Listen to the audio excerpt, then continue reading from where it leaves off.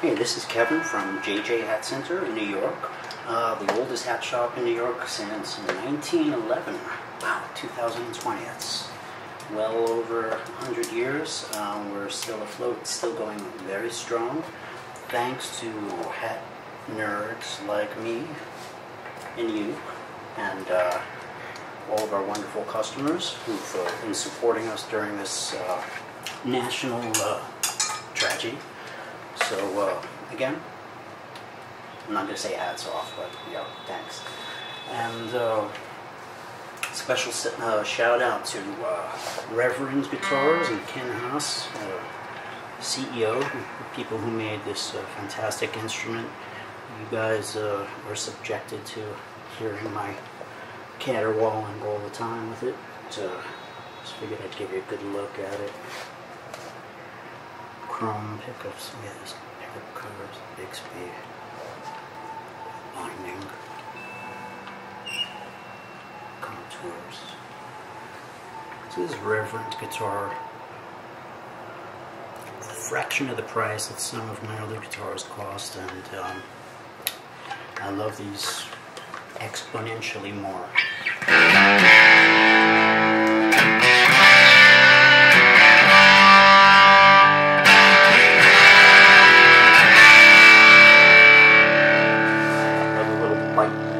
Have.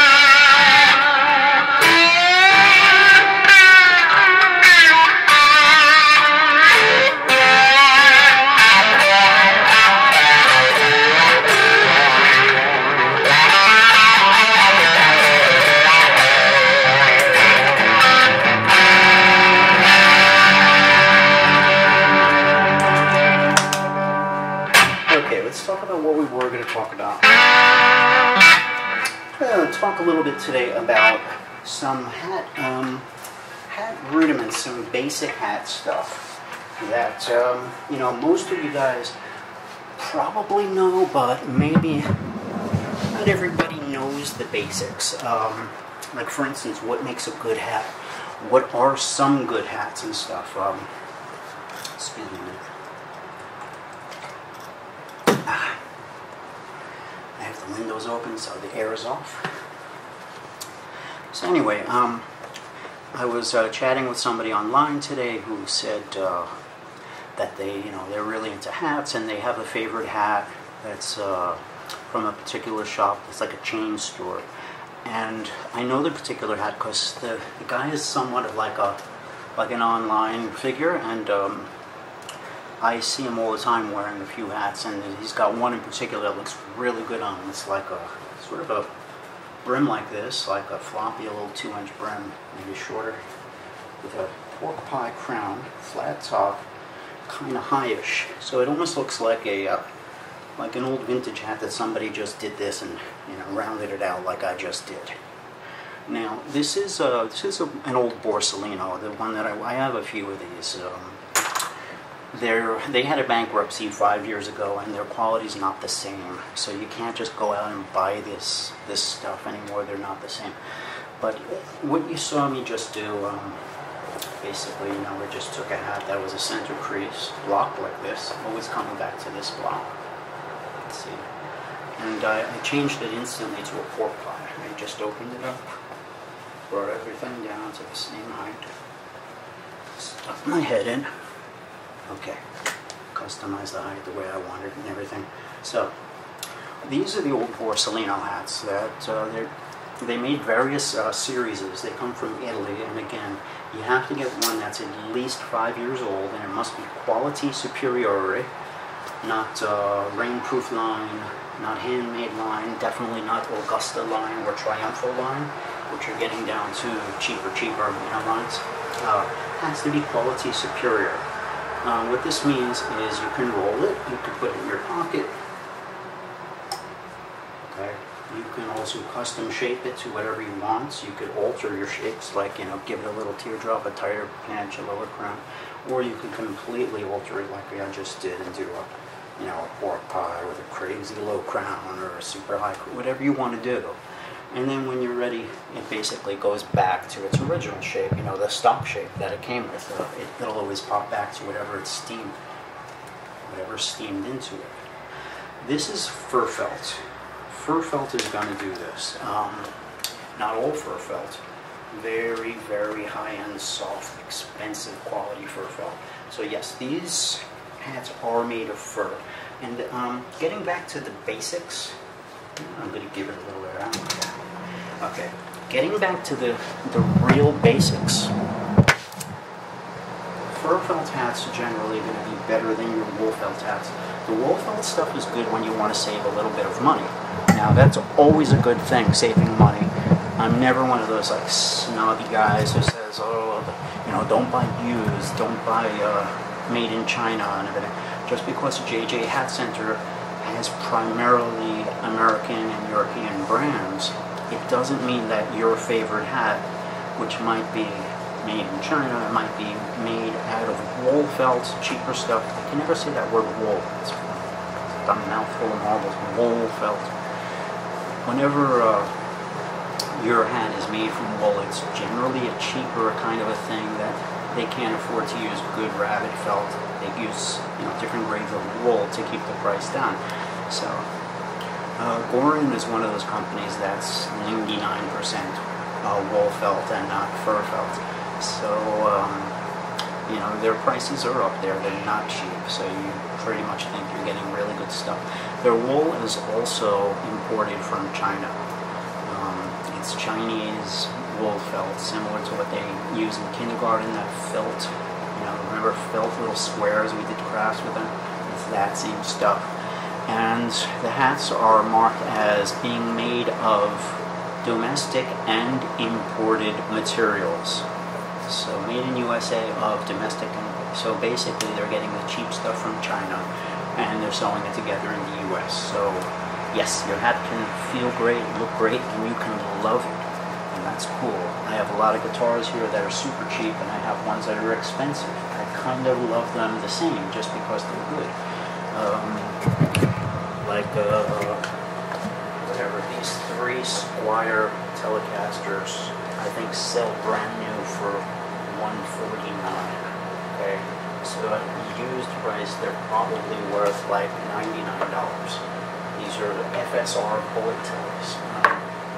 I love them, and I sold all of my expensive custom tellies because these were great. They're thinner bodies than the American ones, lighter weight, thinner necks. Everything's smaller, more comfortable, and they sound incredible. Bolt-on guitars are modular, they're cheap, they're simple, and they work at like $99. As long as you're okay buying it from Indonesia or China, where, you know, the labor practices might not be as, you know, but whatever, you know, those 10, 20-year-old and 12-year-old kids need jobs too, you know, a different kind of country work ethic, but those people don't have a lot of choices, and they also do need employment. So it's a kind of a gray area there. I have guitars here that are very expensive. My SG was given to me by Frank Hannon to sign and stuff. He's a good friend. He knows that I like Zappa, so this is the Zappa. The Zappa Roxy SG. It's like a special, model. It's expensive. It's up there in the few thousands. I don't know, 3,000 or 4,000 at least, I think. My 72 Deluxe, super wide binding, pancake body, super wide binding, huge headstock. This 72 is, I'm going to say maybe, I don't know what it's worth, 3,700 maybe. It was super neat when I got it. It has a pair of bare knuckles in here, some British pickups I have put in. And it's not a refret, and all the frets are there, so that's also really cool. So that's another guitar. I've got a couple here that are super expensive, but I'm also okay buying cheap stuff too. For me, I'm fine buying a $100 guitar. I'm fine buying a $30 hat. But you should know the difference, because if you're buying a $185 hat that's made out of wool that's coming from China, you may love your hat, but for the same price, the next time you purchase, that's the price of a fur felt American-made Stetson, which is about a $200 hat. Yeah, $175 to $210 on average. I guess more like $200, but it's basically the same. Like at JJ's, we give you a free hat box. We give you free shipping. What else do you get? Yeah, free steaming and reshaping for life, and you get the hat box, and if you need it tightened, we give you the foam or whatever. I think hat boxes alone are $15 at least. So it evens out kind of. You're getting like a good lasting Stetson that could last you generations. You get your grandfather's Stetson from the 40s or the 30s, and it'll probably still be in great shape. Now, that's the difference between fur felt versus wool felt. Fur is stable. It doesn't shrink, but it kind of does. Instead of shrinking like 30%, it shrinks like 0.5 of 1%, a half of 1%. Very, very little. Basically, fur felt does not shrink. But if you got a fur felt that you're wearing in the rain and drying it in a hot environment and doing this over and over and over for decades, 20, 30-year-old hat, you're going to notice some shrinking. You have to really, really abuse it in that sense. General use for most people, it doesn't shrink. What does shrink is the leather band inside. That can get wet from sweat or whatever, and you dry it in your house where in the winter when the heat is just blasting, the steam, the radiator, and that tightens up the leather, makes the hat, it dries it, basically dehydrates it, so the leather band is tightening up, bringing the hat along with it. So yeah, you could reverse it, you could stretch the band and do different things to it, pull out the reed, and but essentially fur felt is going to be the stable one, and it's going to last you a lot longer. Now there are reasons to go with wool felt. There's something called light felt. It's a patented type of a felt sold by a million different companies. Bowman hats, Bailey hats, Capus headwear, New York hat company, Stetson. Everybody has light felt. The felt is a patented brand that makes it LITE felt. And it's a rollable wool felt where you could take these hats essentially for about $100, American made, and not worry about them. You stick them in your pocket when you go out to dinner without buying, like a $400 Borsalino from 5 years ago in a vintage shop that's hopefully new, which is impossible to get. There are some good fur felt crushers, but they're up there in price. For me, if you're going to get a rollable crushable hat, get a light felt. It's like $100, And you don't have to worry about, you could stomp on them, you could wear them in rain and snow, you could just whatever, and they're just totally impervious. They're really strong. They're not going to last you generations like a fur felt hat. They'll give out with really good care. You'll have it for 20 years. With average care, maybe 15, 12 years. Some kids who are really rough on it, they'll go through it in less than 5 years, but I would say that's very unusual. Yeah, I guess it depends. You know, some people, they sweat a lot, maybe. They're bald and they have, you know, direct contact with sweaty skin and hat. So they could get like a stain here of sweat and then boom, they throw it away. Other people, they may leave it on their table and grab it by the same point every single day. After 1 year, they have a hole here from grabbing it. The answer would be flip your hat upside down, so you pick it up in different places every day. But there are reasons why your hat can break down and need to be thrown in the garbage early. Generally, it's human error, storing it wrong, doing stuff wrong, and not taking proper precautions, like sweat. Sweat, generally, when you sweat through a hat, the idea of this band is that catches it, it wicks it around, and then before it spreads all the way to the felt, you cut the band off and you put a new band. Same purpose for the inside sweat band. It gets wet, you dry it with a hanky, you put the hat back on. Eventually, if something seeps through, you change the outer bands. You could even change the inner bands. And the same thing for the silk lining inside. That gets funky, you pull it out, you change it. All these things are prevention to keep sweat from ruining your hat. The real deal thing is going to be getting one of these sweat bands called Cap Banu. It's like a little black pad with strong adhesive made of cotton. It goes right in the front, and it keeps sweat from even touching the hat. We sell them for $5 at JJ Hat Center. I think I have one I could show you sometime. It's over here, but they're really good. They stick in. There are definite cons also, because it'll feel wet, being a cotton pillow. It'll feel wet, so it's a little slimy feeling when it's hot out, but it keeps the sweat from ever touching your hat, so your hat can last generations and generations without getting sweaty. I generally stick a sweat pad in towards, you know, when I see some sweat is about to come through, not at the beginning of the hat's life, because I like to enjoy having the leather against my forehead and stuff and just wiping it down with a hanky and keeping it dry. It's more comfortable than having a cotton disposable pad in front against my forehead, but that's the only way to prevent the sweat. Alright, besides fur felt, there are other things you need to look for when you're buying a good hat. Good hats generally are made in USA, Italy, Spain, Czech Republic even, Argentina. I've seen good hats. Look for that. If you're paying a lot of money for a wool felt hat, there's something wrong. You shouldn't be paying a ton of money for wool. If you're paying, you know, like $200 or $175 or up, it's got to be fur felt. Otherwise, you're getting ripped. It's that simple. Now, I definitely suggest light felt, the patented rollable, you know, like our hat called the Blues Fedora, the Atlantic Fedora, the Outback hat. Those are 3 hats made from light felt, and a whole bunch of Stetson Outbacks that probably are sold out by now. Those are great. Any other wool felt that's not made out of light felt, I suggest getting stiff stuff, things that are sprayed with stiffener, like the hard derby that we sell. We sell a wool derby, a pork pie that's made out of wool that's very, you know, stiffened. The thick spray, the plasticky cover, is going to keep the wool from breaking down. If it's not light felt brand wool, get a stiff wool hat, or it's probably going to be trouble, or fur felt. There are a few other things I could get into, things to look for. Now,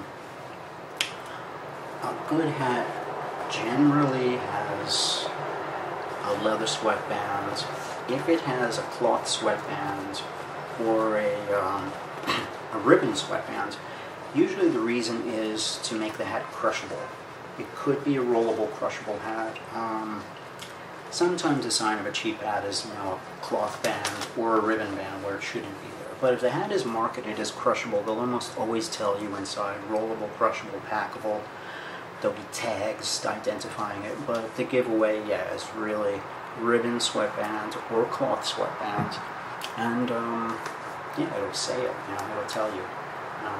I'm going to say crushers are good, but beware of some of the fur felt crushable hats because they can be a little troublesome. They're very thin, they're prone to rolling and stuff. I like a cheap crushable hat or a really, really good one, like, you know, a pre-bankruptcy Borsellino superior quality, you know. Anyway, we're going to talk a little bit more about some of these basics, you know, like how to tell the back of a hat, the little bow, okay? That's there so that you could feel the back of the hat even in a dark room. You know, you pick it up in a dark theater, you feel that, okay, there's the back of my hat, okay. There's other things. There's something called a wind cord. We're losing light, it's getting dark. The wind cord is an elastic cord that fits around the top of the crown. It has a little button. There's the button. And it basically sits underneath the band most of the time. But these are for the old days. They call them trolley cords. You would take this off and bring the button to the ends like this around your ring. Okay, drop it, and then when you're walking home, you put that through that little buttonhole on your lapel. It goes through there. That little carnation hole, so that way if it does blow off, it doesn't go under a bus or in a mud, you know, or mud or snow or something like that. This is the days when guys had umbrellas and like briefcases and stuff, you know, and they didn't have a third arm to hold this, you know. So, yeah. Trolley cords are these days mostly just for looks, to show you that it's like a mark of a good hat. But I guess some people really use it. Anyway, I guess we're losing light. I'd like to talk a little bit more about hat basics for just some people who need to catch up on this stuff, you know. And you guys take care, all right? I'm going to play you out really quickly and stuff before it gets too dark.